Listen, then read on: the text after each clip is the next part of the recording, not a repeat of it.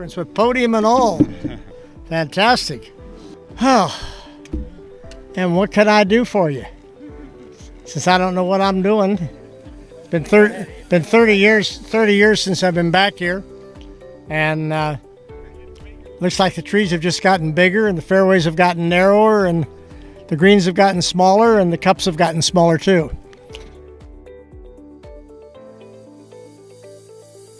I was hands-on on both of them. I'm always anytime I do a signature course, I'm hands-on. Yep, I don't know how many visits I spent in here. But I came in here quite a few times.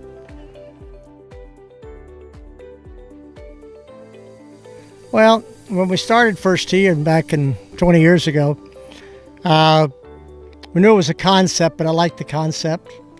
I think it's what I like about it. It's you're teaching kids how to play golf, but it's not about golf. It's using golf as a vehicle to teach kids lessons of life, and I thought that was far more important than just a junior golf school.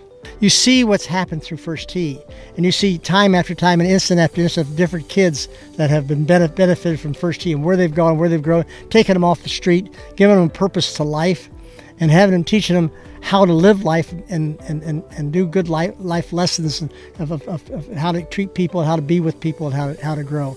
I thought it was a very, very important concept. That's why we got involved with it.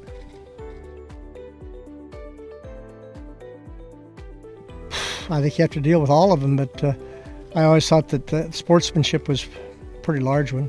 The integrity was a pretty good one too, and honesty. Game training teaches you a little bit of honesty. I can't remember all 9 of them, but each one of them is good. And perseverance. You got to be patient with what you're doing. You got to persevere. He was played football, basketball, baseball. And started the golf team in Columbus, Ohio at South High, where he was. But then when he went to college, he stopped playing golf. And then about, let's see, how much longer was it? Probably, he was about mid-40s, I guess, when he broke his ankle and had 3 operations on it. And all of a sudden he remembered that he had played golf. He needed to take up a sport that he could walk. If it hadn't happened for my dad breaking his ankle, and having 3 fusions and having to take up sport again, and he knew about golf. So it was like a lot of these kids. And that's how I got started, and that's it. I carried the bag for him and started caddying that way, started learning, and I got lucky, I guess.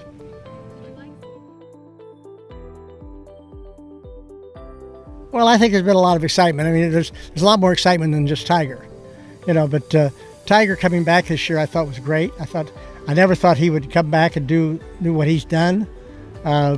He's played actually fantastic this year. And I kept saying, I said, why isn't he winning? I said, well, he hasn't fixed the spot between his ears. These 5 inches here between his ears. Once he fixed that, he says he's going to be just fine. And he got the Tour Championship. He seemed to get it together and won the championship. And he's got. Probably got another good 10 years of tournament golf in front of him, 40 major championships to win 5 of them. Who knows? I did golf commentary years ago. I did some for ABC and did some for CBS. I did about 10 years of it.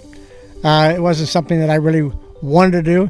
I always got one of my favorite stories is I was working for ABC at the time at Oklahoma City when the PGA Championship was there. And I've always said that what you really want to do is, if you're prepared, you should be able to play. Well, I wasn't crazy about the golf course, or at least I thought I wasn't crazy about it. And I went out and I missed the cut. And there's nothing worse than missing the cut than have to stay around the weekend and talk about other people playing that golf course. He called me when he retired. The day he retired, we talked that night.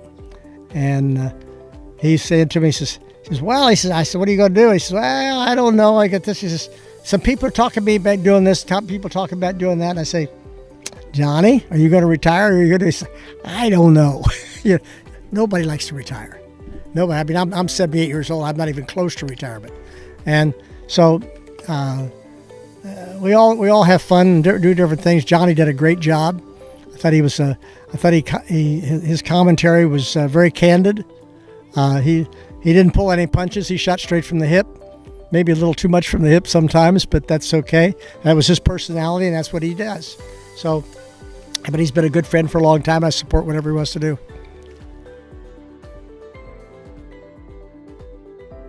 Usually the property, and depends where. As we've done, I guess 40 states in the United States. 46 countries, Scott?